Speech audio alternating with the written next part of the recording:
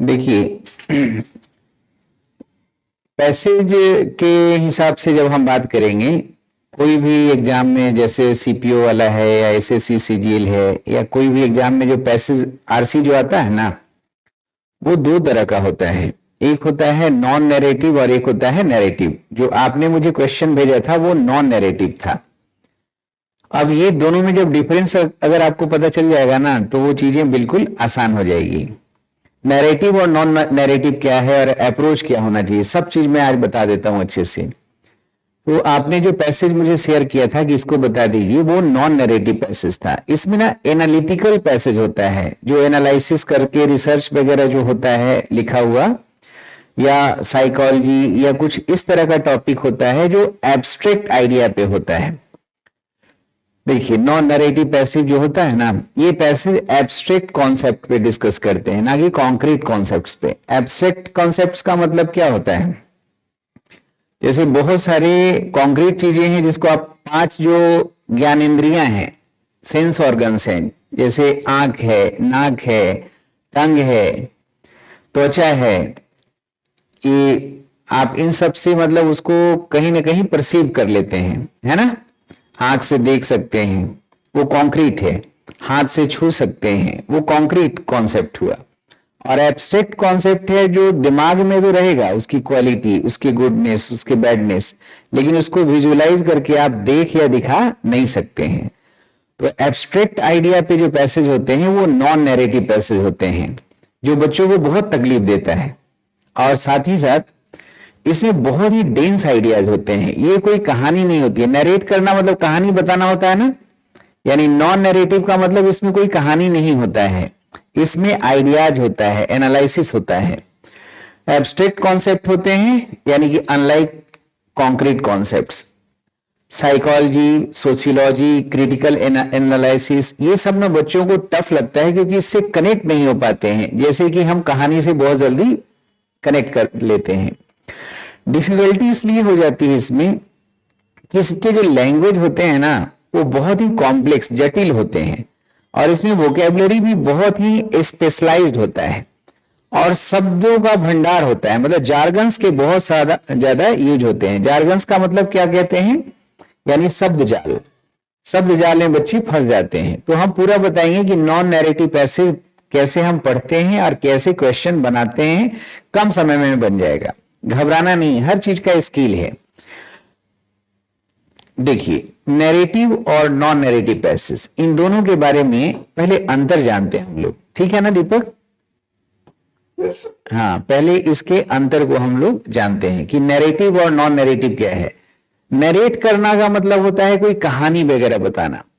अब ये जो कहानी जो होता है, जैसे टेल अ स्टोरी, जो कोई कहानी वगैरह है, उसको पढ़ के अगर आपको आंसर देना है तो वो दिमाग में जल्दी आपके रिटेन करता है ना, और वो याद भी रहता है, रिटेंशन ज्यादा रहता है। कहानी, अगर कहानी बेस्ड पैसेज हो, आरसी हो, तो वो आसान हो जाता है ना, है कि नहीं? क्योंकि इसमें सीक्वेंसेस होते हैं घटनाओं का, कि कौन सा चीज प्रेजेंट से चला, पास्ट से रिलेट किया, फ्यूचर से रिलेट करेगा। तो इसमें एक एक्शन का, इसमें एक पूरा एक सीक्वेंस होगा, और ये फोकस करता है किसके बारे में बात हो रहा है, क्या बात हो रहा है, क्या हुआ, क्या हुआ। ये चीज जब हम डिस्कस करते हैं तो ये चीजें दिमाग पे असर करती है। तो नैरेटिव जो आरसी होते हैं, नैरेटिव आरसी, ये हमारे लिए आसान होता है। लेकिन नॉन नैरेटिव आरसी है, इससे बच्चे कनेक्ट नहीं होते हैं। क्यों? क्योंकि इसमें कहानी नहीं होती है, इसमें कोई आइडियाज होते हैं। जो आइडियाज होते हैं, जो जिसमें प्रेजेंट, पास्ट और फ्यूचर से कोई रिलेशन नहीं दिखाया जाता है, वो सार्वभौमिक होता है। इसमें फैक्ट्स होते हैं, कॉन्सेप्ट्स होते हैं, आर्ग्यूमेंट होते हैं। ये नॉन नैरेटिव है। इसमें ये नहीं बताया जाएगा कि ये घटना हुआ और उसके बाद ये घटना हुआ। इसमें मेन आइडिया, जिस आइडिया के बारे में राइटर बात कर रहा है, उसको समझना होता है कि क्यों इस आइडिया को डिस्कस किया जा रहा है।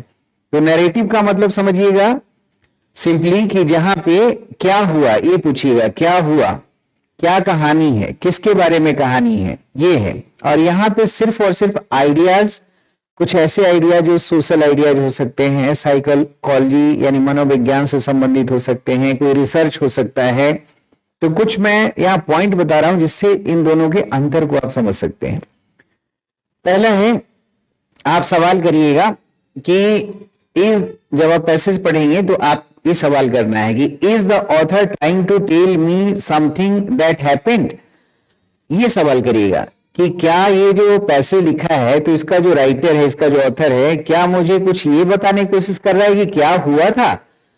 अगर आपका जवाब यस है तो वो नैरेटिव पैसेज हो जाएगा। इसमें सीक्वेंस होगा घटनाओं का, कहानी हो सकता है, कोई मेमोरी बेस्ड कहानी हो सकता है, जैसे आप अपना यात्रा वृतांत वगैरह बताते हैं, या एनिकडोट। एनिकडोट का मतलब छोटी कहानी हो सकता है, लघु कथा हो सकता है। तो ये नैरेटिव है जो सिंपली आसान लगता है बच्चों को। नैरेटिव ए फिक्शन हो सकते हैं, काल्पनिक कहानी हो सकती है, रियल कहानी हो सकता है, कुछ भी हो सकता है। इसमें फोकस करेगा कि कैरेक्टर कोई व्यक्ति होगा, कोई घटना हो सकता है, कहां हुआ, कब हुआ, ये सब चीजों का जवाब आपको मिलेगा। जो ये डिफिकल्ट होता है नॉन नैरेटिव पैसेज, ये कब पता चलेगा, इसमें जब आप पूछेंगे ना क्या ऑथर आपको ये कुछ बताने की कोशिश कर रहा है, प्रूव करने की कोशिश कर रहा है, एक्सप्लेन करने कर रहा है, कोई आइडिया, यानी इसका मेन फोकस एक आइडिया पे होता है, कोई एक आइडिया पे होता है। अगर इस आइडिया पे फोकस हो रहा है तो वो हमारा हो जाएगा नॉन नैरेटिव पैसेज। इसमें फैक्ट्स हो सकते हैं, आर्ग्यूमेंट हो सकता है, थियोरीज हो सकता है, एनालिसिस हो सकता है, जैसे स्पेस के बारे में एनालिसिस कर रहे हैं, या कंप्यूटर के बारे में एनालिसिस कर रहे हैं, एआई के बारे में एनालिसिस कर रहे हैं, कोई आर्टिकल्स है, रिसर्च पे छपा है, उससे कोई निकाल के दे देगा, तो उससे बच्चे कनेक्ट ही नहीं हो पाते हैं। हालांकि पैसेज बनाने में चाहे नैरेटिव हो या नॉन नैरेटिव, दोनों आसान है, बस स्किल होना चाहिए आपके पास। तो बताइए, ये जो नैरेटिव है वो किस पे फोकस करता है, कहानी पे, और इसमें घटनाओं का क्रम होता है, प्रेजेंट पास्ट फ्यूचर, है ना। और इसमें किस पे फोकस होता है, फैक्ट्स पे, आर्गुमेंट्स पे, इस पे आइडिया की बात होती है, ये नॉन नैरेटिव होता है। इसमें आपको फोकस करना है कि मेन आइडिया क्या है, वो आपको जानने की कोशिश करना है। मेन आइडिया यानी कि मेन विषय वस्तु क्या है, उसके बारे में आपको जानना है। कुछ और पॉइंट है जिससे नैरेटिव और नॉन नैरेटिव को आप समझ पाएंगे, क्योंकि दो ही तरह के पैसेज आते हैं, और नॉन नैरेटिव पैसेज आपको हमेशा स्टक कर देता है। जैसे नैरेटिव में बात होगा, जैसे पीपल के बारे में बात हो रहा है, जैसे मोहन है, राजा दशरथ है, या द्रौपदी के बारे में है, भीम के बारे में है, कोई ऐसे कैरेक्टर हैं, तो आप आसानी से कनेक्ट हो जाते हैं ना। कई बार तो नाम जो है, अगर इंडियन रीडर है, इंडियन एस्पिरेंट्स है, और अगर अमेरिकन या ब्रिटेन के कोई कैरेक्टर का नाम है, तो वहां पे भी फंस जाता है। तो आपको देखना है कि नाम है तो हमेशा कैपिटल लेटर में होगा। अगर ये नाम का चर्चा हुआ है या कोई वस्तु है जिसका पर्सन की तरह इस्तेमाल हुआ है, तो वहां डायलॉग वगैरह देख के फीलिंग्स को आप समझना है कि ये नैरेटिव है। जबकि यहाँ पे कोई वैसा नाम नहीं रहेगा, ये आइडिया होगा। जैसे एल्गोरिथमिक ऑपोसिटी के बारे में बात हो रहा है, डेमोक्रेसी के बारे में बात हो रहा है, एक आइडिया है, क्वांटम फिजिक्स के बारे में बात हो रहा है, तो ये सारे फैक्ट्स होंगे। टेक्निकल टर्म्स इसमें होते हैं, और एब्स्ट्रैक्ट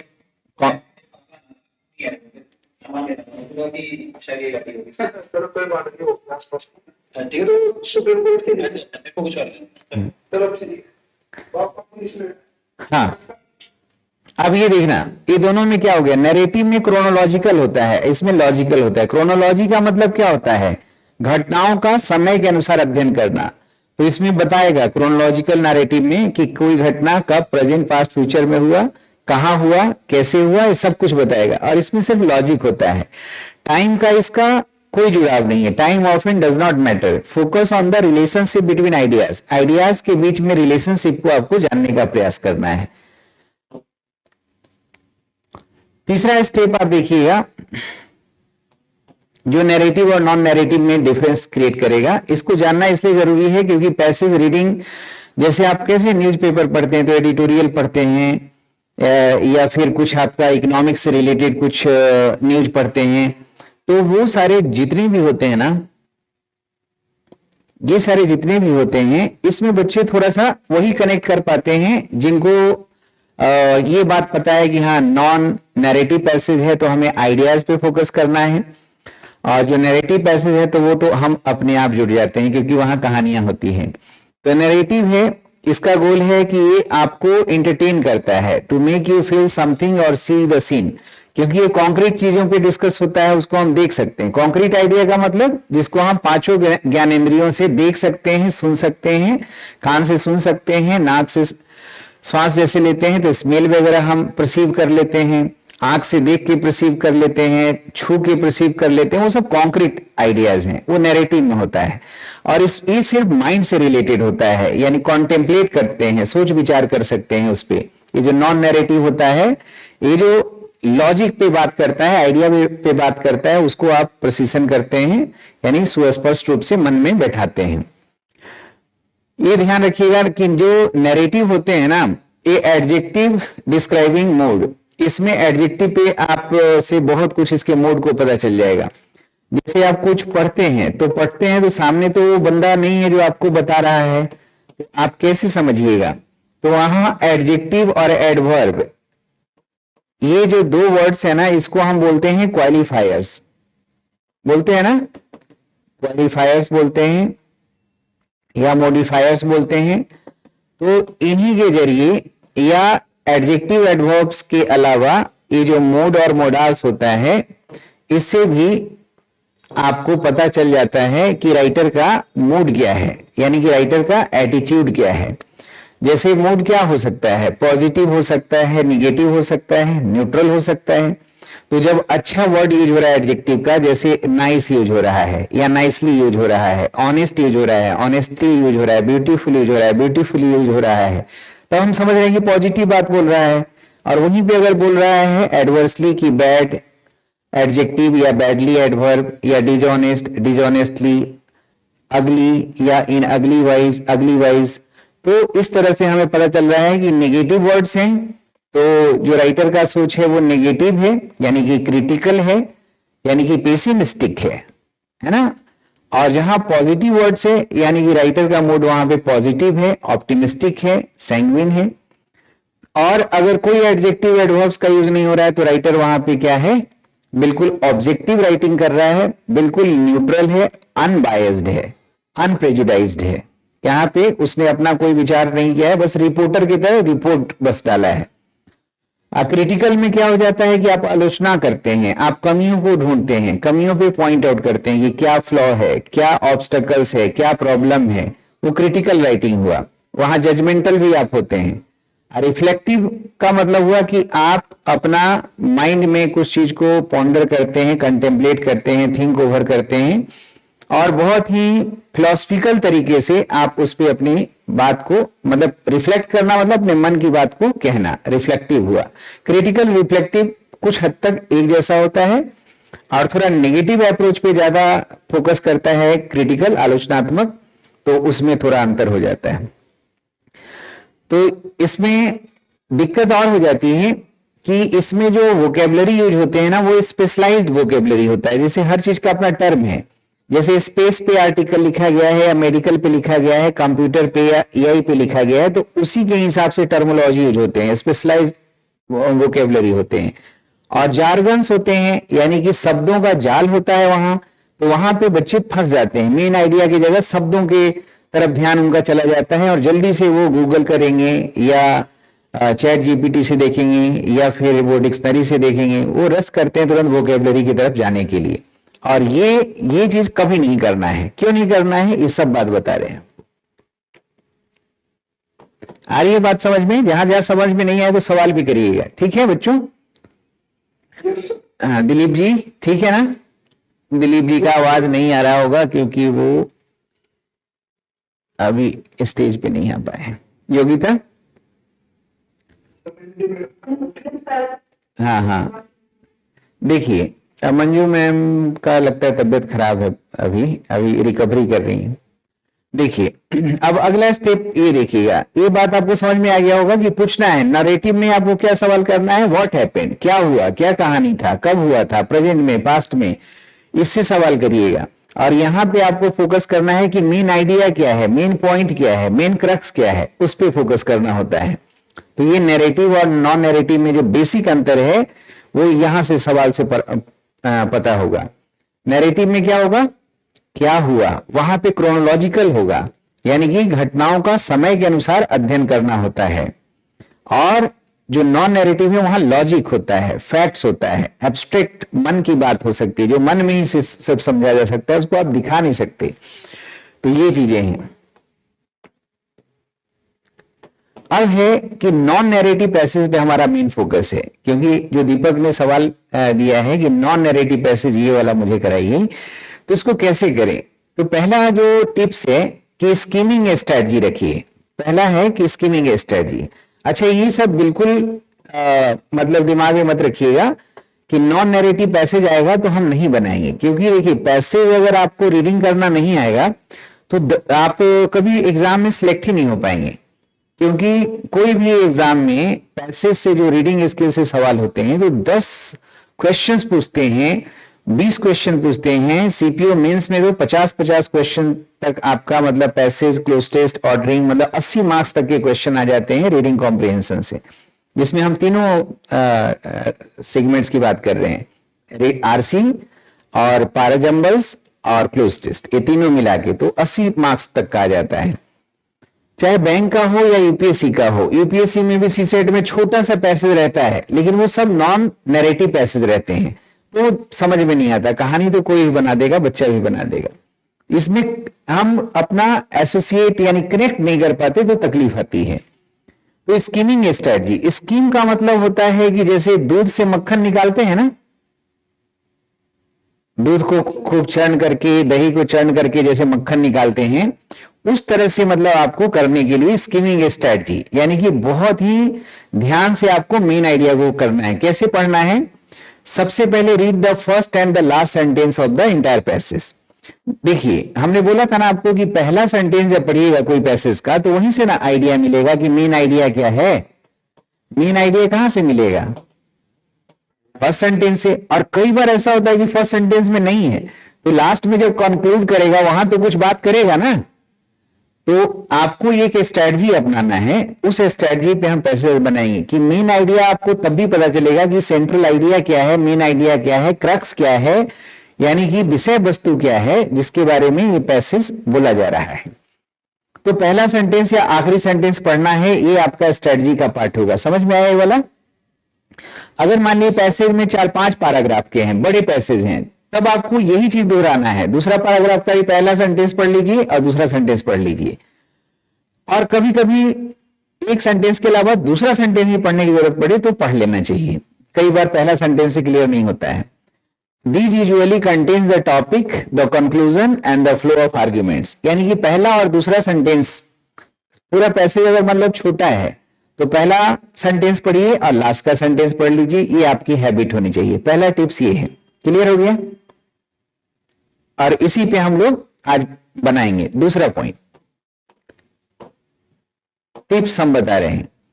टिप्स है कि साइन स्पॉट्स, जिसको हम रोड साइन बोलते हैं ना, जैसे रोड साइन होता है ना, आप जब रोड पे चलते हैं तो राइट लेफ्ट आगे पीछे सबका साइन लगा हुआ होता है ना, जगह जगह जहां पहुंचना है तो वो उससे आसान होता है कि नहीं? होता है ना। जैसे कहीं आपको सीपी जाना है तो आप यहां से निकलेंगे, सीपी के लिए जगह जगह साइन रोड पे लगा रहता है तो आसान होता है ना। वही साइन स्पॉट्स होते हैं कंजंक्शन। कौन सा? कंजंक्शन। कंजंक्शन में जैसे आप करते हैं ना कि कोऑर्डिनेटिंग कंजंक्शन है, जैसे एंड है, नॉट ओनली बट आल्सो है, तो ये जब भी जोड़ेगा तो इक्वल तरह के आइडियाज को जोड़ता है ना, दोनों तरफ पॉजिटिव या दोनों तरफ नेगेटिव, है ना। अब जैसे हाउ एवर है तो हाउ एवर है या बट है या नॉन द लेस है, नेवरदलेस है, ऑल्दो है, दो है, इवन दो है, तो ये सब क्या करता है? ये या इसी के जैसा भाव देने वाले जो कंजंक्शन है वो प्रतिकूलता को दिखाता है ना।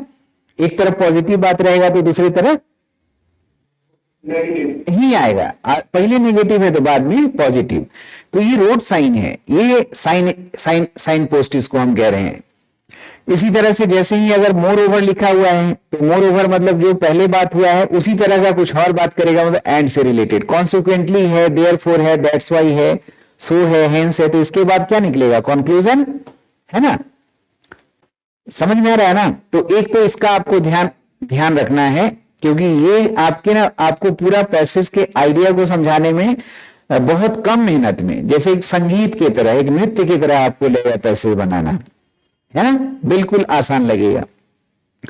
अब यहाँ पे दूसरा है, हमने बताया पहले जो डिस्कस किया था कि टोन भी देखना है, इसके साथ साथ टोन, एटीट्यूड देखना है कि राइटर का जो एटीट्यूड है वो क्या है, क्योंकि एटीट्यूड पे भी आपने इतना सारा पैसेज बनाया है, उसमें आपने ध्यान से देखा था ना कि एक एटीट्यूड यानी टोन बेस्ड क्वेश्चन आता है कि राइटर का टोन क्या है, पॉजिटिव है, नेगेटिव है, ऑप्टिमिस्टिक है, पेसिमिस्टिक है, क्रिटिकल है, रिफ्लेक्टिव है ना, टोन बेस्ड एक क्वेश्चन होता है।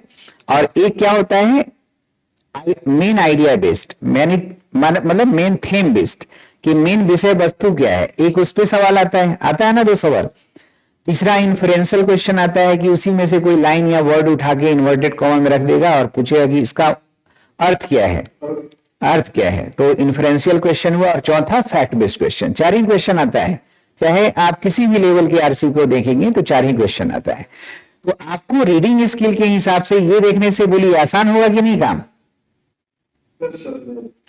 I am happy, I am getting food, I am getting clothes, I am getting care from everybody, but अब यहां तक सब हमने पॉजिटिव बोला, अब बट के आगे जो भी लाइन होगा वो निगेटिव ही होगा ना, बिना पढ़े समझ में आ रहा है कि नहीं? ये साइन पोस्ट का ये कमाल है। दूसरी बात है, हाँ पूछिए, ठीक है कि नहीं योगिता? अब ये देखिए, दूसरा है कि राइटर, जब आप रीडिंग स्किल करते हैं तो रीडिंग स्किल आपका तभी अच्छा होगा ना जब राइटर के मन को आप समझ सकें। जैसे टीचर के साथ आप बैठे हुए हैं तो टीचर के मन के भाव को नहीं समझेंगे तो टीचर कहां ले जाना चाह रहा है, क्या बताना चाह रहा है, जितना आप टीचर के माइंड के नजदीक होंगे उतना ही सही तरीके से टीचर बताना कि अगर उसके इंटेंशन को समझ के आप अपना सब चीज प्राप्त कर सकते हैं, परसीव कर सकते हैं, है कि नहीं? तो राइटर के पास आप कैसे पहुंचेंगे? राइटर के मन तक पहुंचने के लिए सीढ़ी क्या है? शब्द हैं। और कौन से शब्द? Adjective, adverb. जैसे अगर राइटर कह रहा है कि बीजेपी गुड पॉलिटिकल पार्टी है, ऑनेस्ट पॉलिटिकल पार्टी है, जेनरस पॉलिटिकल पार्टी है, विजनरी पॉलिटिकल पार्टी है, तो राइटर बीजेपी के बारे में क्या सोच रहा है? पॉजिटिव एटीट्यूड है ना, पॉजिटिव है। सैंग्विन जिसको हम कहते हैं, ऑप्टिमिस्टिक अप्रोच है ना। और अगर हम यहां पे बोलते कि बैड है, बैड पॉलिटिकल पार्टी है, क्रूअल पॉलिटिकल पार्टी है, इनह्यूमन पॉलिटिकल पार्टी है, इनविजनरी है, तो फिर राइटर का सोच क्या हो गया? पेसिमिस्टिक हो गया ना, नेगेटिव हो गया, है ना? क्यों दोस्तों? एटीट्यूड कैसे पता चलेगा? किसी के उसके शब्दों के जरिए ही ना उसको स्कैन करेंगे। अब एडजेक्टिव की जगह एडवर्ब भी हम बोल सकते हैं कि the BJP the Bharatiya Janata party is doing it's work honestly, nicely, with vision, तो हम एडवर्ब के जरिए भी पहुंच गए। डिसऑनेस्टली होता, क्रूअली होता, तो हम एडवर्ब के जरिए भी हम समझ लेते कि नेगेटिव बात कह रहा है कि नहीं? इसी तरह से मूड और मोडाल्स होता है। मोडाल्स आप यूज करते हैं ना, राइटर कह रहा है कि you should not, you need not, इसका मतलब ये मना कर रहा है, नेगेटिव है ना। और अगर कह रहा है you should, you must, you need, इसका मतलब इनकरेज कर रहा है ना। हाँ, तो ये शब्दों के जरिए ही, तो ये 2 टिप्स आप जरूर याद रखिए। ये साइन पोस्ट देखना है यानी कंजंक्शन देखना है, और टोन देखना है। कैसे देखिएगा? एडजेक्टिव के जरिए, एडवर्ब के जरिए, और मोडाल्स या मूड, एक ही काम होता है दोनों का, इसके जरिए, है ना।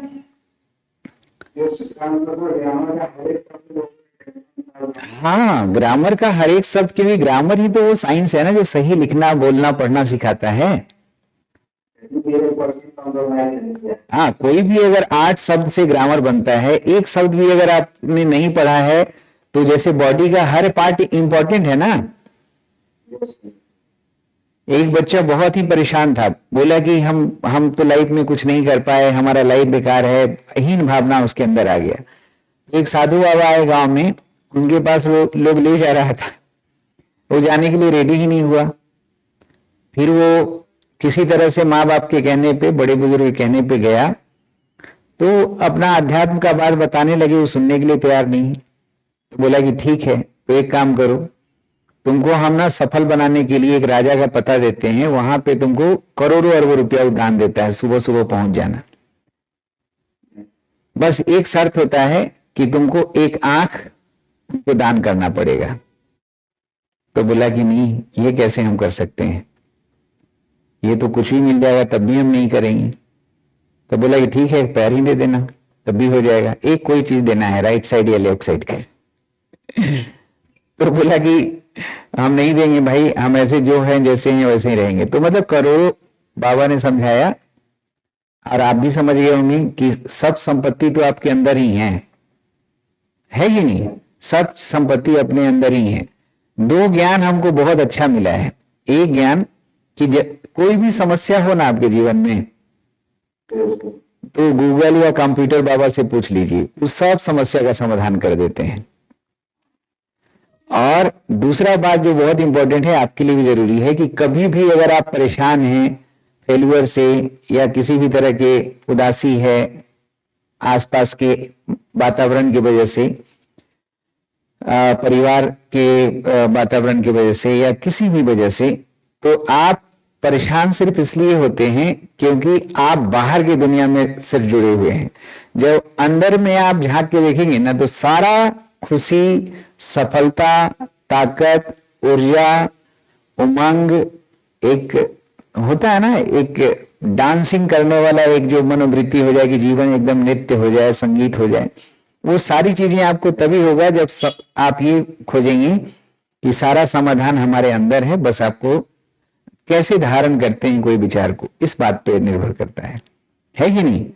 तो वही बात है, कोई नैरेटिव पैसेज हो या नॉन नैरेटिव पैसेज हो, ये इस बात पे डिपेंड करता है कि आपको तो बस इतना ही बताना है ना कि उस पैसेज में क्या लिखा हुआ है, उसके बाहर वाले जानकारी से आपको मतलब ही नहीं है, उससे ज्यादा तो आपको पूछेगा नहीं कोई एग्जामिनर, है कि नहीं। तो यहीं पे हम टिप्स इसका देखते हैं। तो ये आपको कोई भी रीडिंग करने के लिए किसी भी तरह का, चाहे न्यूज़पेपर पढ़ रहे हैं या पैसेज बना रहे हैं, नैरेटिव हो या नॉन नैरेटिव, आपको ये दो गुण जरूर डेवलप करना है अपने अंदर कि ये हम साइन इस पोस्ट को ध्यान रखें पढ़ते समय और टोन को समझने का प्रयास करें, क्योंकि टोन बेस्ड क्वेश्चन आएगा तो पूछेगा ना कि क्रिटिकल है या जजमेंटल है। तो क्रिटिकल का मतलब क्या हुआ, पूछेगा, ऑप्शन देगा कि ऑप्टिमिस्टिक है, पेसिमिस्टिक है, क्रिटिकल है, रिफ्लेक्टिव है, ऑब्जेक्टिव है, बायस्ड है, अनबायस्ड है, कई तरह के ऑप्शंस रहते हैं वहां पे। तो क्रिटिकल का मतलब पेसिमिस्टिक, नेगेटिव, यहाँ पे प्रॉब्लम की बात होती है, यहाँ पे जो शब्द होंगे वो नेगेटिव होंगे, नकारात्मक शब्दों की बात होगी। वहां पे जो टोन होगा टिपिकली रीजन होगा, इंटेलेक्चुअल होगा, आर्गुमेंट होगा, एविडेंस होगा, जजमेंटल होगा, और यहाँ प्रॉब्लम की बात होगी ज्यादातर। यहाँ पे अपना व्यू देगा और वो फोकस करेगा फ्लॉ पे, क्या कमी है, क्या वीक पॉइंट है, इन सब पे जो पॉइंट आउट करता है ना अगर राइटर, तो ये समझिए कि ये राइटिंग जो है क्रिटिकल है। क्रिटिकल का मतलब क्या हुआ, अगर वहां क्रिटिकल ऑप्शन नहीं है तो वहां पेसिमिस्टिक भी लिख सकता है। क्या लिख सकता है, पेसिमिस्टिक, या काइनिकल बोलते हैं ना, काइनिकल, काइनिकल या स्केप्टिकल, स्केप्टिकल, ये सब क्रिटिकल, पेसिमिस्टिक, काइनिकल। और अगर पॉजिटिव बात कर रहा है तो वो क्या हो जाएगा, स्केप्टिकल, क्रिटिकल, पेसिमिस्टिक का उल्टा क्या जाता है, ऑप्टिमिस्टिक है, पॉजिटिव है। यहाँ पे क्रिटिकल की जगह नेगेटिव भी लिख सकता है ऑप्शन में। और इसका उल्टा समझ लीजिएगा कि जब पॉजिटिव बात हो रहा है, जैसे पॉजिटिव होगा, ऑप्टिमिस्टिक है, सैंग्विन है, समझ रहे हैं ना। ये है रिफ्लेक्टिव में क्या होता है, रिफ्लेक्शन मतलब थॉटफुल, जैसे आपके मन में कोई चीज, जैसे हम पैसेज के बारे में, जो मेन आइडिया के बारे में राइटर अगर कुछ अपना मन का बात कह रहा है, सोच विचार करके, उस पर पॉन्डर करके, उस पर कंटेम्पलेट करके, उसको थिंक ओवर करके अपने मन की बात को बता रहा है और फिर अब कुछ सोल्यूशन दे रहा है, वो रिफ्लेक्शन होता है, वो रिफ्लेक्टिव एटीट्यूड होता है राइटर का। और ऑब्जेक्टिव का मतलब न्यूट्रल हुआ। ऑब्जेक्टिव राइटिंग आप करते हैं तो उसमें क्या होता है, आप सिर्फ एक रिपोर्टर की तरह रिपोर्ट करते हैं, फैक्ट्स को बताते हैं, आप अपना ओपिनियन नहीं देते हैं। फैक्ट्स और ओपिनियन का अंतर जानते हैं ना, रीडिंग कॉम्प्रिहेंशन में बहुत जरूरी है। जैसे भारत एक देश है, ये क्या है, फैक्ट है। और जैसे ही एडजेक्टिव एडवर्ब लगेगा कि भारत अच्छा देश है तो पॉजिटिव ओपिनियन हो गया, भारत बुरा देश है तो नेगेटिव ओपिनियन हो गया। तो एडजेक्टिव एडवर्ब के जैसे के यूज करके ही हम अपने ओपिनियन को देते हैं और किसी के ओपिनियन को समझते हैं। समझ गए? तो ये सिर्फ फैक्ट्स में अगर डील कर रहा है, अपना कोई ओपिनियन, अपना कोई विचार नहीं दे रहा है, नहीं ऑब्जेक्टिव राइटिंग है, न्यूट्रल राइटिंग है। इसके लिए ऑप्शन ये भी हो सकता है अनबायस्ड है। अनबायस्ड का मतलब क्या है, अपना कोई पक्ष नहीं रख रहा है। अनप्रेजुडाइज्ड है, अनप्रेजुडाइज्ड है या डिसइंटरेस्टेड है, डिसइंटरेस्टेड है यानी कि न्यूट्रल है, वो बस रिपोर्टर की तरह रिपोर्ट कर रहा है राइटर, ऐसा भी होगा। एंथुजियास्टिक है, इसमें काफी अच्छे अच्छे वर्ड होंगे, पॉजिटिव एक्साइटिंग वर्ड होंगे, इसमें भी breakthrough, groundbreaking, miraculous, मतलब बहुत ही full of excitement, full of energy, एक वाइब्स होगा उसमें एक्साइटमेंट का। तो कई तरह के मोड बेस्ड क्वेश्चन पूछे जाएंगे आपसे। अच्छा, एक चीज आप कभी मत भूलिएगा कि जैसे बहुत सारे पैसेज में ना सेंटेंसेस बहुत बड़े बड़े होते हैं, तो उसके सिंटेक्स पे ध्यान देना है, उसको तोड़ना है। जैसे डेंस सेंटेंसेस है, बहुत बड़े हैं, बहुत बड़े होते हैं, बहुत बड़ा हर्डल भी होता है, तो उनको ब्रेक करना है कोर कंपोनेंट्स में। कोर कंपोनेंट्स क्या होता है कि कोई भी सेंटेंस होगा तो एक सब्जेक्ट होगा ना, और एक प्रीडिकेट होगा। प्रीडिकेट का मतलब उसमें एक वर्ब का होना, मेन वर्ब का होना जरूरी है, फाइनाइट वर्ब का होना जरूरी है। इसमें तोड़ने का प्रयास करिएगा तो हर सेंटेंस आपके लिए सिंपल हो जाएगा। अब है, एक बार दोबारा आपको नहीं पढ़ना है पैसेज, क्योंकि एक बार पढ़ लिए आपको पूरा समझ में नहीं आया। क्योंकि एक बार में आपने कैसे पढ़ा, आपने बस पैसेज का पहला सेंटेंस पढ़ा और आखिरी सेंटेंस पढ़ा। 4-5 पैराग्राफ है तो पहला सेंटेंस पढ़ लिया एक पैराग्राफ का, फिर लास्ट वाला सेंटेंस, क्योंकि वहीं पे मेन आइडिया आपको मिलेगा। अगर फिर भी आपको पूरा आइडिया नहीं मिल रहा है तो आपको अब क्या करना है, दोबारा पढ़ना है या क्वेश्चंस देखना है? क्वेश्चंस देखना है। देखिए यहां कह रहा है कि use the questions to guide your second more focused reading. दोबारा फोकस्ड रीडिंग करने के लिए क्वेश्चन देख लीजिए, इसमें टारगेटेड सर्च करिए, रीड करिए whole passage, go to the question first. दोबारा री रीडिंग करने की जरूरत नहीं है, पहले क्वेश्चंस को देख लीजिए। अब क्वेश्चंस देखेंगे ना, तो मान लीजिए 5 क्वेश्चन है, तो उसमें भी आपको देख लेना है कि कौन सा क्वेश्चन से आपको कुछ आइडिया मिल रहा है। कुछ ऐसे फैक्चुअल क्वेश्चन होंगे उससे आइडिया नहीं मिलेगा, तो वो देखना है। लास्ट पॉइंट आपको ये बता रहे हैं कि कॉन्टेक्स्ट क्लूज, जैसे इसमें जो नॉन नैरेटिव पैसेज होंगे उसमें तो वोकैब जो होते हैं बहुत स्पेशलाइज्ड होते हैं ना, बहुत बड़े बड़े वोकैब्स होते हैं। तो उसमें क्या करना है कि जैसे ही कोई टर्म मिला, कोई भी शब्द मिला जो बहुत डिफिकल्ट लग रहा है, आपने बोलचाल की भाषा में नहीं सुना है, क्योंकि वहां पे तो एनालिसिस किया हुआ पैसेज है, आर्टिकल्स है, जो एआई पे रिलेटेड है, जो स्पेस से रिलेटेड है, जो अरिथमेटिक, डेमोक्रेसी या एब्स्ट्रैक्ट आइडियाज पे रिलेटेड हैं, तो वो वर्ड्स आपको जनरली हम यूज नहीं करते। तो नहीं करते हैं तो फिर हम क्या करेंगे, क्या हम डिक्शनरी खोजने लगे? नहीं, आपको क्या करना है कि जो टर्म मिलेगा ना, तो उसके जस्ट आफ्टर राइटर जो है उसका रिजल्ट को, उसके इफेक्ट को दर्शाता है। तो उस वर्ड के बाद इफेक्ट क्या आ रहा है उससे आप उसका अर्थ निकाल सकते हैं। या कोनोशन का यूज करना है। कोनोशन का मतलब है कि वो वर्ड के बाद अगर इफेक्ट पॉजिटिव है तो आप इतना ही काफी है कि वो वर्ड पॉजिटिव मीनिंग दे रहा है कि नेगेटिव मीनिंग दे रहा है कि न्यूट्रल है, आपको कोनोशन में उसको समझना है। कोई भी वर्ड अगर हम दे रहे हैं, जैसे जेनुफ्लेक्ट बोल रहे हैं, तो जेनुफ्लेक्ट आपको नहीं समझ में आ रहा है, लेकिन जेनुफ्लेक्ट के बाद में जो सेंटेंस लिखा है ना, उस सेंटेंस में जेनुफ्लेक्ट का मीनिंग जो है वो निहित होता है। आपको घबराना नहीं है, कोई भी शब्द के लिए, कोई भी पैसेज के लिए पहले तो दिमाग में रखिए कि सब हमारे लिए आसान है अगर हमारे पास रीडिंग स्किल्स है। ठीक है, अब जितना भी चीज हमने पढ़ा है इसमें हम आपके दिए हुए पैसेज को जरा यहां पे दिखाते हैं, और ये नॉन नैरेटिव पैसेज हैं।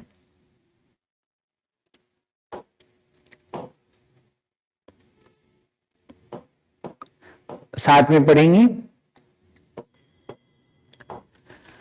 देखिए, मैंने बोला कि नॉन नैरेटिव पैसेज में ना आइडियाज होते हैं, उसमें कोई कहानी नहीं होता है, उसमें ये नहीं पता चलेगा कि कोई चीज कब हुआ, कैसे हुआ, ये सब नहीं बात होगा, वहां पे मेन आइडियाज के बीच में रिलेशनशिप को आपको देखना है। इसमें नाम नहीं होता है, जैसे इसमें दिया हुआ है मीरा, सोहन, मोहन, रॉबर्ट, डेविड, ये सब नहीं रहेगा, लेकिन दिया हुआ भी रहता है कभी कभी इंटरेस्टिंग बनाने के लिए। मेन आपको देखना है कि कहानी बता रहा है या ऐसा आइडिया है जो सबसे रिलेटेड है। तो जो आइडियाज बता रहा है जो सब हाँ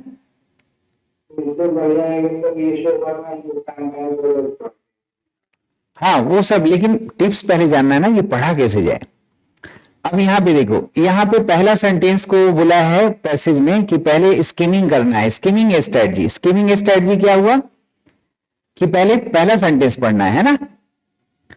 तो यहाँ पहला सेंटेंस पढ़िए, for 17-year-old Meera, for 17-year-old Meera, Meera जो 17 साल की लड़की है, एडोलेसेंस was not merely मतलब only a phase of hormonal transitions and academic aspiration dash मतलब पॉज लेके, it became an arena where perceptions and self-worth collided with insidious intensity। Insidious एक word है जो आपने वन वर्ड सब्स्टिट्यूशन में पढ़ा होगा कि इंसीडियस का मतलब होता है कपटी, छलपूर्ण, हाँ, और इंटेंसिटी मतलब तीव्रता।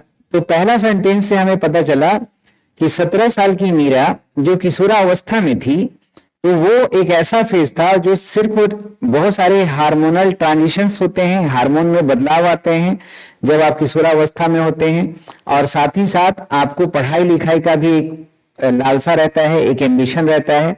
तो वो दोनों चीजों का एक फेज था, और ये एक ऐसा स्थिति बना हुआ था, एक ऐसा एरिना मतलब स्थिति, वैसे तो अखाड़ा होता है, एक ऐसी स्थिति थी जहां पे उसका परसेप्शन यानी कि जो धारणा उन्होंने बनाया था। धारणा कैसे बनता है? धारणा हम बनाते हैं जब हम समाज में आसपास के वातावरण में कोई चीज देखते हैं, बड़े बुजुर्गों को देखते हैं, छोटे बच्चों को देखते हैं, टीवी देखते हैं, सोशल मीडिया देखते हैं, परिवार के लोगों को व्यवहार को देखते हैं, तो वो सबको देख के हम एक अपना धारणा बनाते हैं, और एक अपना भी एक बुद्धि होता है। तो ये अपना जो आत्मीय जो वर्थ है, मूल्य है, वो दोनों जो है ना कोलाइड किया। कोलाइड का मतलब टकराना, और कैसे टकराया? इंसीडियस इंटेंसिटी के साथ। इंसीडियस इंटेंसिटी यानी कपटपूर्ण तीव्रता के साथ। अब इस तरह के शब्द हम यूज कम करते हैं इस तरीके से, ये हमें समझ में नहीं आ रहा है कि क्या कहना चाह रहा है, नहीं ना, ये कोई कहानी नहीं है ना कि कब हुआ, क्या हुआ, नहीं हुआ,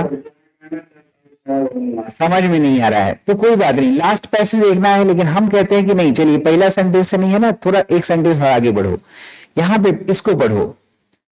In a world saturated with curated digital aesthetics and algorithm-driven beauty hierarchies, Mira's own reflection began to feel less like truth and more like betrayal।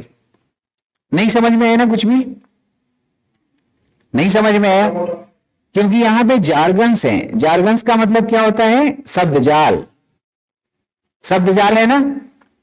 और यहां पे तकलीफ क्या दे रहा है? स्पेशलाइज्ड टर्म है, वोकैबुलरी है, और डेंस आइडिया है। बहुत सारे आइडियाज को एक ही साथ बोलने का कोशिश किया जा रहा है। डेंस आइडिया है, जार्गन से स्पेशलाइज्ड वोकैबुलरी है, ये बच्चों को तकलीफ दे रहा है ना। शब्दों का जाल है कि नहीं? स्पेशलाइज्ड वोकैबुलरी है। देखो यहां पे लिखा हुआ है Insidious intensity, curated digital aesthetics. Aesthetics का मतलब क्या कहते हैं? हाँ, एस्थेटिक्स का मतलब होता है सौंदर्य शास्त्र। ये एक विषय है, इस लगा है ना, जैसे एथलेटिक्स बोलते हैं ना, इलेक्ट्रॉनिक्स, मैकेनिक्स, सिविक्स, तो ऐसे एस्थेटिक्स एक सौंदर्य शास्त्र हो गया।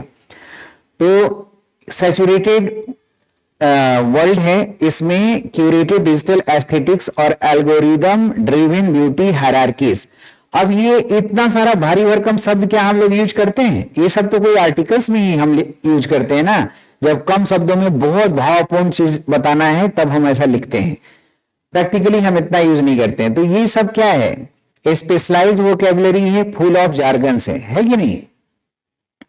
चलिए फिर भी मैं समझने का प्रयास करता हूं कि 17 साल की जो मीरा थी ना, वो किशोरावस्था में थी, इतना समझ गए।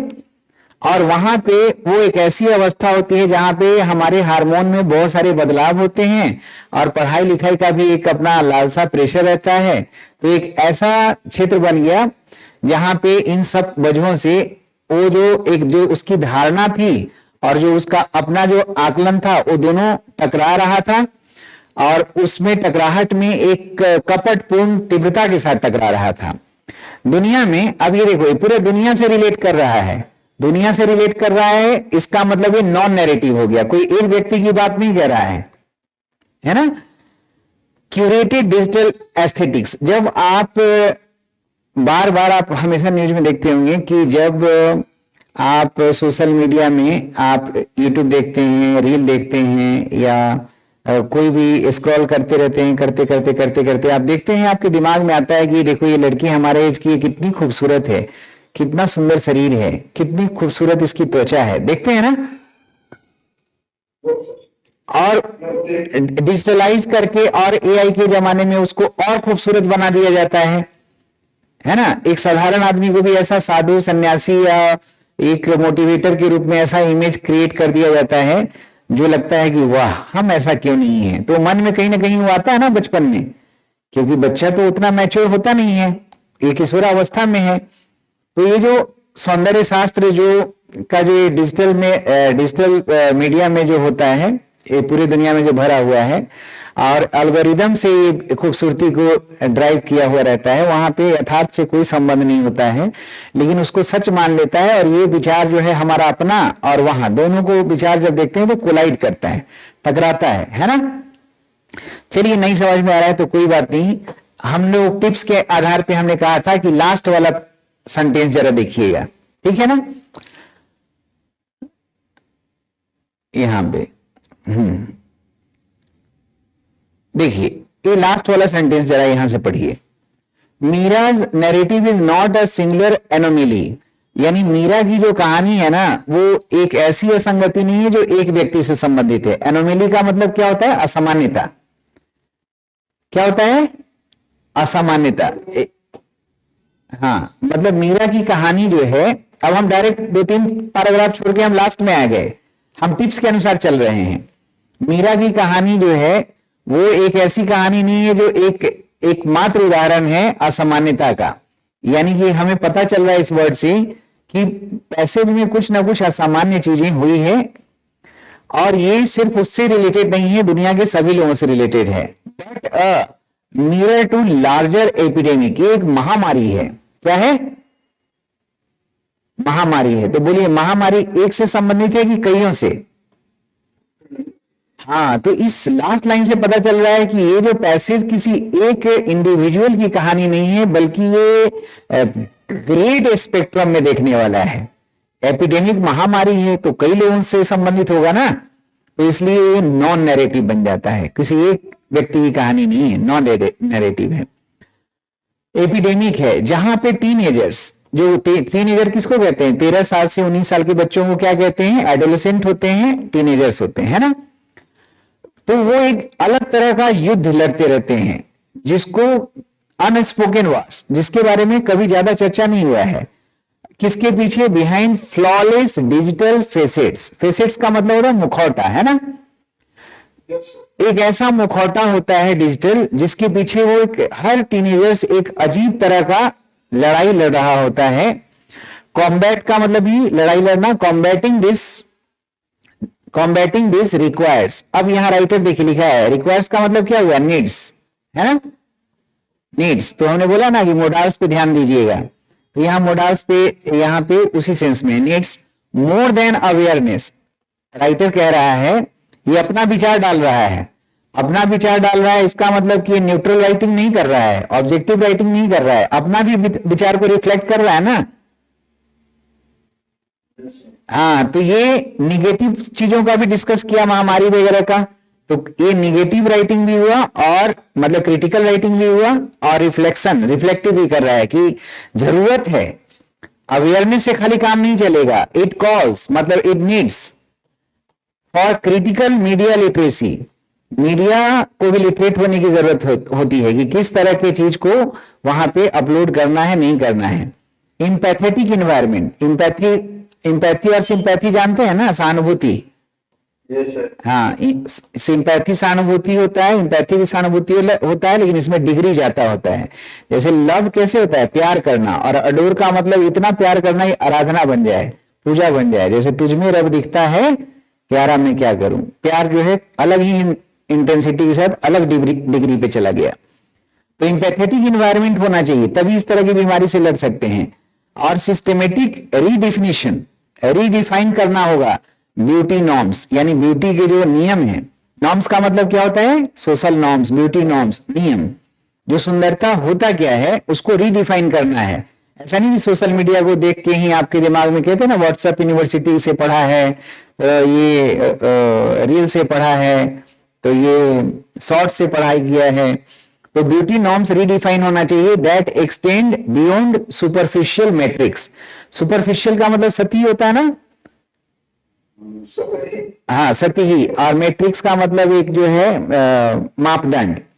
तो ये सतही मापदंड से ऊपर उठ के इसको सही से रीडिफाइन करना होगा। तो ये वाला जो लास्ट वाले लाइन से कुछ हमें पता चला कि ये पैसेज में जो बात हो रहा होगा ना, वो बात हो रहा है कि किस तरीके से सोशल मीडिया से लोगों के दिमाग को, खास करके बच्चों के दिमाग, एक महामारी का रूप ले लिया है।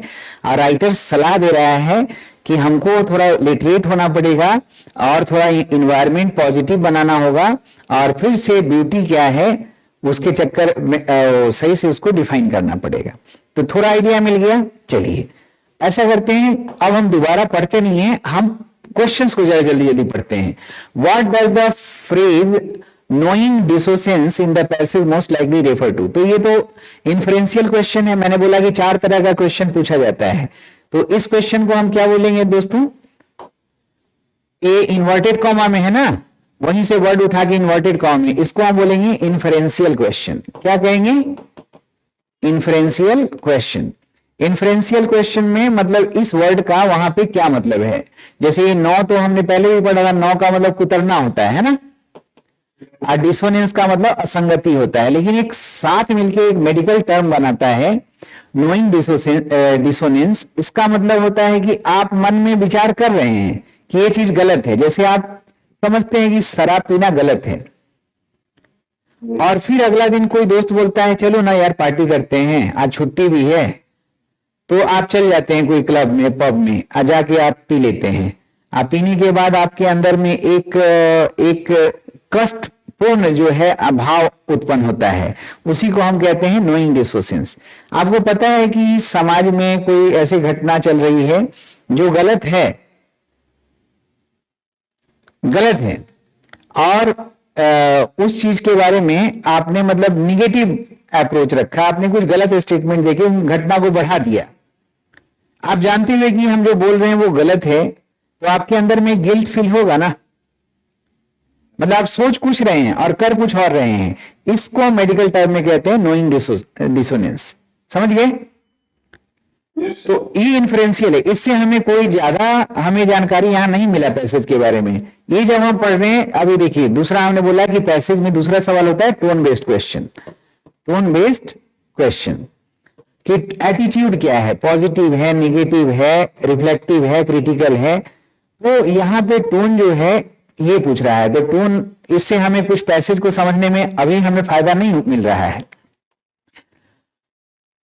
और एक बात और मैं आपके लिए बता दूं कि जो पैसेज जितना टफ लग रहा है, आंसर देना उतना आसान होता है, इसलिए घबराइए नहीं। पहले तो पॉजिटिव माइंड हमेशा बना के रखिए। Which of the following based captures the central theme of the passage. तीसरा क्वेश्चन होता है थीम बेस्ड। ये देखिए थीम बेस्ड क्वेश्चन पूछ रहा है ना, 4 ही तरह के क्वेश्चन होते हैं। ये थीम बेस्ड क्वेश्चन हुआ, इससे भी हमें कोई जानकारी नहीं मिला ज्यादा, क्योंकि थीम ही तो हमें जानना है। What concept helped Meera being recovered emotionally, यानी कि इससे ये थोड़ा आइडिया पता चल रहा है कि मीरा जो है ना थोड़ा एबनॉर्मल थी, और रिकवर करने में इमोशनली उसको कैसे हेल्प मिला, कौन सा कॉन्सेप्ट से। तो इसके से समझ में आया कि मेरा विक्टिम है कोई चीज का। अब थोड़ा कहानी से जुड़ाव मिलेगा हमें, है कि नहीं। How does the passage describe Meera psychological decline, यानी कि मनोवैज्ञानिक रूप से वो डिक्लाइन हो रही थी, पतन हो रहा था उसका। तो इससे भी आइडिया हुआ कि कोई ना कोई बीमारी की बात हो रही है यहाँ पे। समझ में आया कि नहीं। तो जो टिप्स है उसी के अनुसार हम चल रहे हैं। तो अभी हम पढ़ा रहे हैं, तो पढ़ाने में हमें बहुत सारी बातें करना होती है। हम इसको 6 घंटा ले जाएं, 7 घंटा ले जाएं, लेकिन हम एक कॉन्सेप्ट दे रहे हैं, एक आइडिया दे रहे हैं, और वो एक एब्स्ट्रैक्ट आइडिया है जो आपके दिमाग में जा रहा है। ये कोई ऐसा चीज नहीं है जिसको हम आधा किलो और मीटर में तौल के दे दें, आपको माप के दे दें। ये एब्स्ट्रैक्ट आइडिया हम आपको पढ़ा रहे हैं, जो आपके दिमाग को सोचने की क्षमता को एक्सपेंड करेगा। समझ रहे हैं ना दोस्तों। हाँ, तो आप इसको कर लेंगे 5 सेकेंड में, लेकिन आपको सबसे पहले तो आपको क्या है कि समझना है, पढ़ना है। पढ़ना तो पड़ेगा ना, लेकिन जब तक विषय वस्तु का, अब जरा पढ़िए। 17 साल की मीरा किशोरावस्था में थी, और ये एक ऐसा फेज था जहां हार्मोनल ट्रांजिशन हो रहा था। एकेडमिक एस्पायरेशन, एस्पायरेशन मतलब लालसा भी था, और इसमें उसका जो अपनी जो धारणा जो बना रखी थी और उसका अपना जो मूल्य था, वो दोनों आपस में कपटपूर्ण तीव्रता के साथ टकरा रहा था। इस दुनिया में जो सैचुरेटेड हो चुका है क्यूरेटेड डिजिटल एस्थेटिक्स और एल्गोरिदम ड्रिवन ब्यूटी हायरार्कीज। इसका मतलब नहीं पता है, कोई बात नहीं, जरूरत भी नहीं, आगे इसको एक्सप्लेन करेगा। मिराज का अपना जो रिफ्लेक्शन था, अपना जो विचार था, रिफ्लेक्शन मतलब अपना जो विचार था अपने बारे में, began to feel less like truth. वो अपने बारे में अपना इमेज जो बना रही थी उसको झूठ लगने लगा। बिगेन लेस लाइक ट्रूथ मतलब झूठ लगने लगा, एक धोखा लगने लगा। बिट्रेयल का मतलब, बिट्रे मतलब धोखा होता है ना, एक धोखा लगने लगा। एवरी स्क्रॉल, यहां देखिए, ये जो है ना, इससे पढ़िए। एवरी स्क्रॉल, जब वो स्क्रॉल जितना बार करती थी थ्रू हर सोशल मीडिया, फिर डिपेंडेंट और जिनोइंग, इस पे आया था ना एक सवाल, नोइंग, अनोइंग डिसोनेंस, उसका डिपेंड होने लगा, गहराने लगा। यानी कि जो जानती है, जो उसने अपना धारणा बना रखा है, उसके विपरीत चीजें वहां मिल रही है, तो वो एक मानसिक असंगति, कष्टपूर्ण असंगति उसके दिमाग में विरोधाभास एक बढ़ने लगा जितना स्क्रॉल करती थी। जो उसने अपना एक भावना बना रहा था कि वो खुद क्या है, और impossible seal house idealised online, और जो एक असंभव सा ऐसा सील हाउस, देखिए टर्म कैसा एक स्पेशलाइज वोकैबुलरी है। अब यहाँ इमेज होता तो समझ जाते, लेकिन सील हाउस लिखा है, इसका मतलब इमेज होता है, जो ऐसा असंभव सा जिसको हम एक पूजा करते हैं कि इतना खूबसूरत खूबसूरत तस्वीर है, और खुद उसका जो अपना जो वास्तविक जो आइडेंटिटी है, दोनों आपस में इस तरह से टकरा रहा था कि उसके अंदर में एक नोइंग डिसोनेंस क्रिएट हो गया।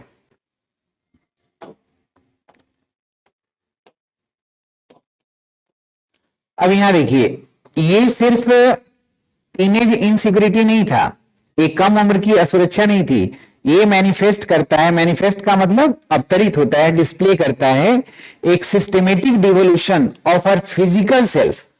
इसका असर उसके सिर्फ मन पे भी नहीं था, उसके शरीर पे भी पड़ने लगा। कैसे पड़ने लगा?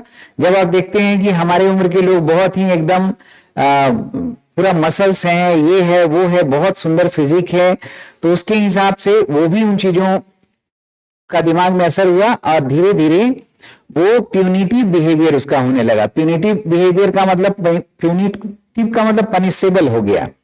पनिश का मतलब दंडित होता है ना, वो अपने आप को दंडित करने लगी। जैसे खाना जितना उसको जरूरत था उससे कम खाने लगी, कंडीशनल, कि भाई हम ज्यादा पानी पिएंगे, पानी पी के रहेंगे, हमको 0 फिगर बनाना है, इस तरह से बनाना है, भाव को समझिए।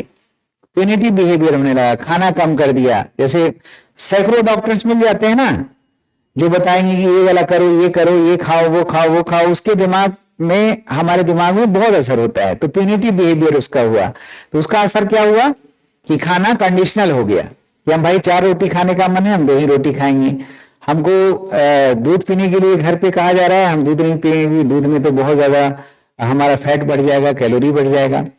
और मिरर्स बिकेम एडवर्सरी, एडवर्सरी का मतलब दुश्मन। अब वो आईना उसको दुश्मन लगने लगा, क्योंकि जब आईना में उसको वास्तविकता जब दिखता था अपना, तो वो कंपेयर करती है वो डिजिटल क्यूरेटिव की तरफ।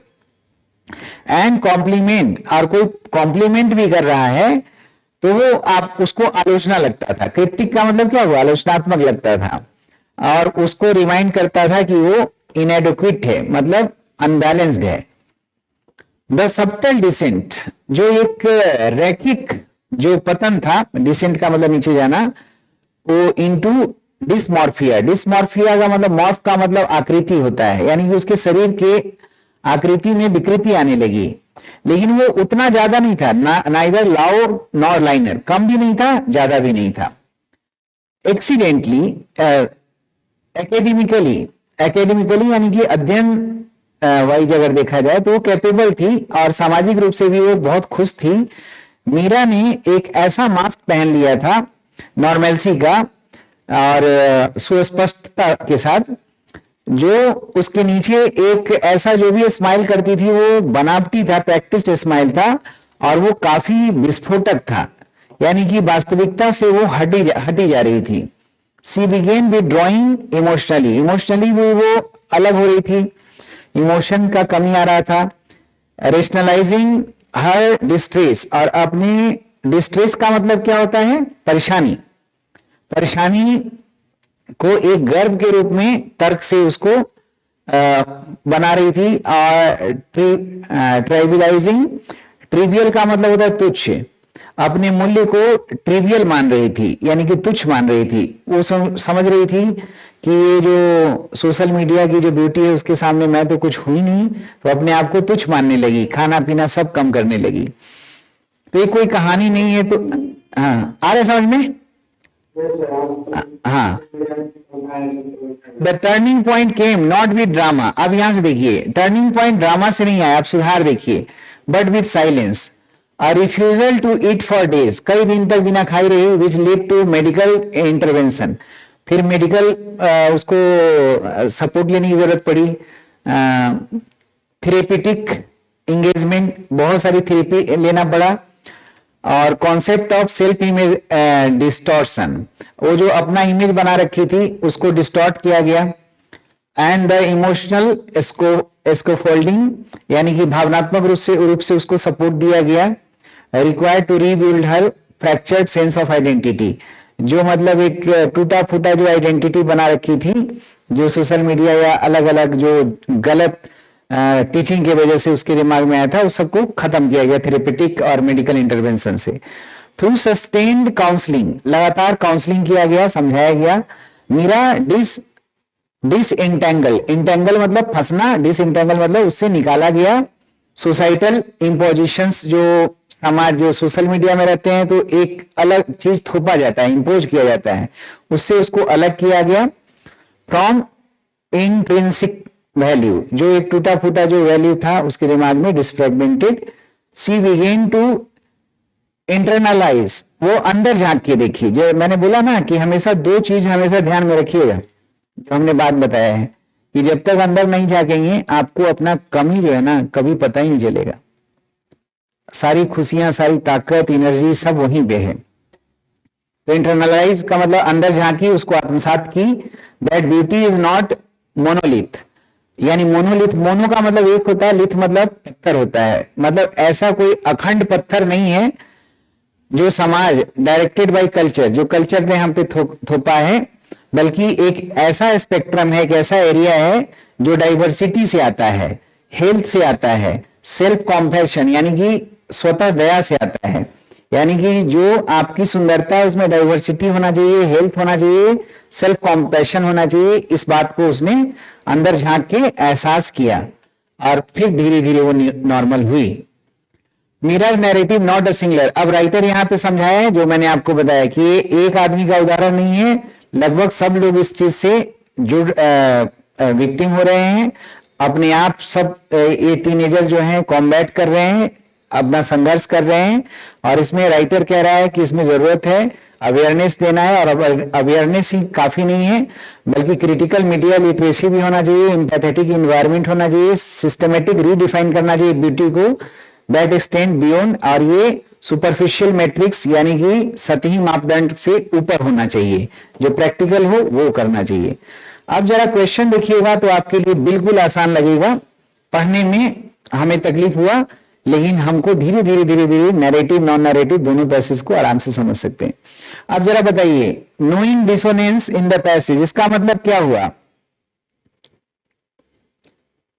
आपने ही बोला ना कि एक धारणा बना के चल रहे हैं लेकिन काम उल्टा कर रहे हैं, तो एक कॉन्फ्लिक्ट है ना, एक कॉन्फ्लिक्ट है। उसका इनर वर्थ और ऑनलाइन आइडियल्स, ऑनलाइन में आदर्श जो अलग हैं और इनर वर्थ कुछ अलग है, उन दोनों में कॉन्फ्लिक्ट है। वो जो है अपने आप में सही है, लेकिन बाहर के जो चीजों को देख के उसके दिमाग में असर हुआ, उसको नोइंग डिसोनेंस कहते हैं। दूसरा बताइए, टोन क्या है राइटर का?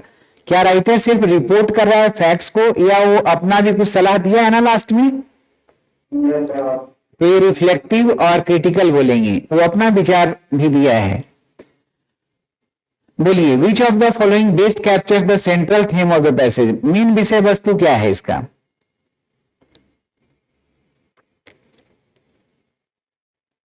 जो अंदर से लोग संघर्ष कर रहे हैं ना मनोवैज्ञानिक रूप से, डिजिटल सोशल मीडिया की वजह से, तो सी वाला सही लग रहा है ना?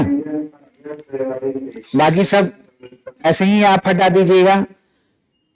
What concept helped Meera bring recovering emotionally?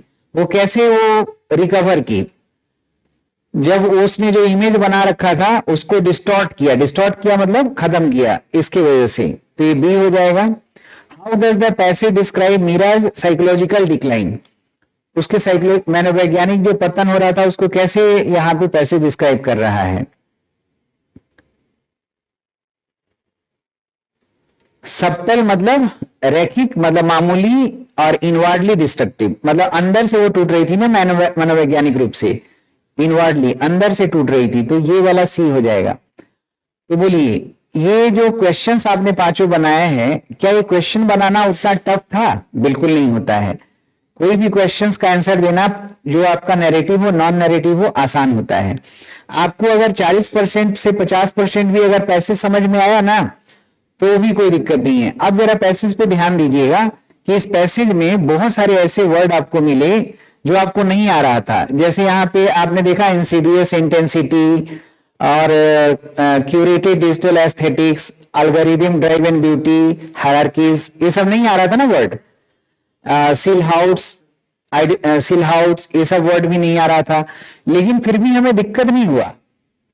आपको डिक्शनरी में जाके देखने की जरूरत नहीं है, यहीं पे आपको आइडियाज में रिलेशनशिप एस्टेब्लिश करने की जरूरत होती है, क्योंकि जो नॉन नैरेटिव क्या जो कह रहे हो ना कि मतलब समझ में नहीं आता लेकिन अंदर सही करेक्ट हो जाते हैं। बिल्कुल, क्योंकि नॉन नैरेटिव पैसेज जो होते हैं वो कॉन्क्रीट चीजों पे नहीं होते हैं, वो एब्स्ट्रैक्ट एस्पेक्ट को दिखाता है, तो वो आपके मन में ही आएगा। तो बाहर में ऐसा जो है ना, पांचों जो सेंस ऑर्गन है उससे आप परसीव नहीं कर पाएंगे, वो माइंड से करेंगे, कॉग्निटिव होता है ना। और इसमें आपने देखा शब्द जो है कितना भारी भरकम था, इतना शब्दों की जरूरत नहीं थी, लेकिन जार्गन्स कितने यूज हुए थे ना। Yes sir. तो घबराना बिल्कुल नहीं है। और क्या क्या टिप्स मैंने दिया कि हमेशा पहला सेंटेंस को और लास्ट सेंटेंस को पढ़ना है, दोबारा आपको रीडिंग ना करके क्वेश्चंस को देखना है। तो ये प्रक्रिया आप 10 सेकेंड में कर लेंगे, आप फिर उसके बाद पढ़ना शुरू करिए, है ना। पहला स्टेप में कुछ सेंटेंसेस पढ़ना है, दूसरा में क्वेश्चंस पढ़ना है, उसमें सिलेक्ट करना है किस चीज के लिए, कि थीम क्या है, थीम समझ में आ जाए। क्योंकि सबसे इंपॉर्टेंट बात है, जब तक विषय वस्तु से आप जुड़े हुए नहीं हैं आपको पैसेज पढ़ने का आनंद ही नहीं आएगा ना। नैरेटिव पैसेज में तो बड़ा आनंद आता है क्योंकि वो इंटरटेन करता है, उसमें कुछ कहानी है, उसमें घटनाओं का क्रमबद्ध अध्ययन होता है, उसमें मजा आता है। हर पैसेज में हमें कुछ जानकारी मिलती है, और ये वाला पैसेज है इसमें आइडियाज की जानकारी मिलती है। तो आइडियाज को आपको समझने के लिए आपको ये टिप्स को अपनाना होगा, और तीसरा बार में आपको पूरा आराम से पढ़ना है, फिर क्वेश्चंस बनाना है, ठीक है ना। आपने 2 और क्वेश्चंस आपने दिया था मुझे एरर का, हाँ ये जरा क्वेश्चन से यही दोनों था ना आपका। Yes, sir. हाँ से क्वेश्चन शुरू होते हैं लेट से भी सेंटेंस शुरू मैंने बताया कि सेंटेंस दैट है क्या, दैट तो हमारा प्रोनाउन ही है ना, यस तो नाउन और प्रोनाउन कुछ भी है उससे शुरू हो सकता है, एडवर्ब और प्लेस से शुरू हो सकता है, एडवर्ब और मैनर से शुरू हो सकता है, सेंटेंस एडवर्ब से शुरू हो सकता है, प्रीपोजिशनल फ्रेज से शुरू हो सकता है क्योंकि वो भी एडवर्ब है कि नहीं, सबसे शुरू हो सकता है। आप एडवर्ब पढ़े थे या हम पीक्यूआरएस बताते हैं तो उसमें बताए तो थे, या जब राइटिंग कराते हैं तब भी बताते हैं, कोई चीज से शुरू हो जाए। चलिए ये वाला सवाल जरा देखिए तो, सब लोग देखिए और बताइए, what the committee failed to deliberate on adequately. अब यहाँ देखिए बहुत सारे बच्चे सोचेंगे डेलिब्रेट ऑन के बाद यहाँ एडवर्ब है, नहीं, ये डेलिब्रेट ऑन जो है ना ये हमारा दोनों मिलके एक वर्ब, फ्रेजल वर्ब है, विचार करना। What the committee failed to deliver on the, इसमें क्या होगा,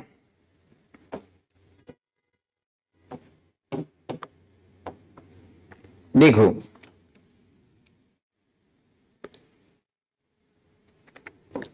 what you said is not known to me।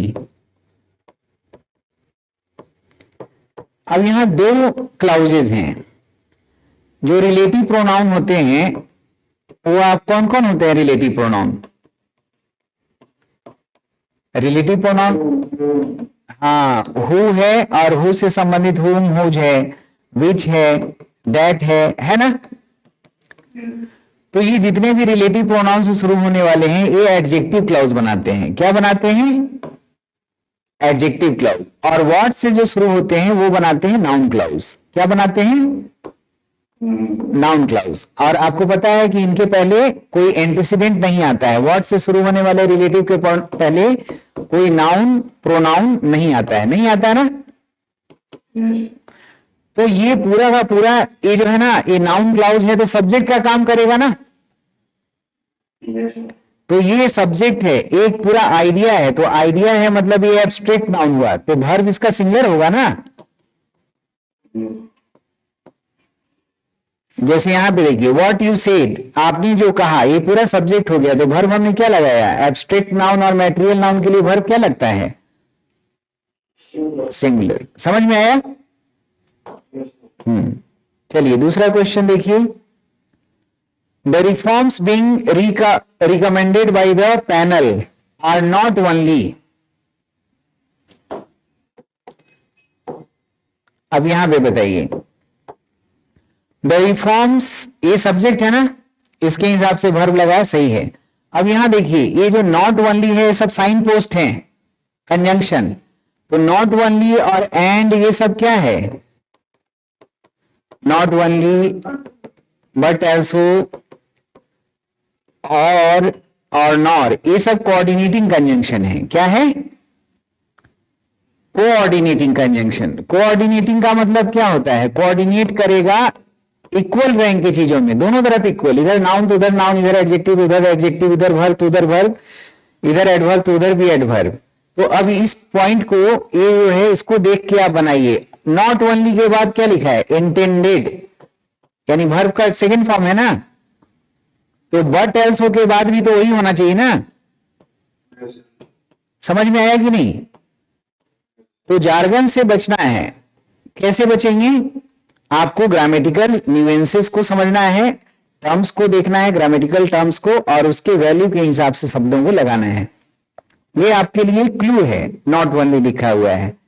जैसे अगर हम कह रहे हैं not only intelligent but also, तो नॉट ओनली बट ऑल्सो के बीच में अगर इंटेलिजेंट है तो बाद में भी तो एडजेक्टिव ही आएगा, और कोऑर्डिनेटिंग है तो उधर भी पॉजिटिव आएगा। आए समझ में। चलिए आज के लिए इतना ही रखते हैं, फिर अगले क्लास में कुछ समझ में आया पैसेज बनाने का तरीका।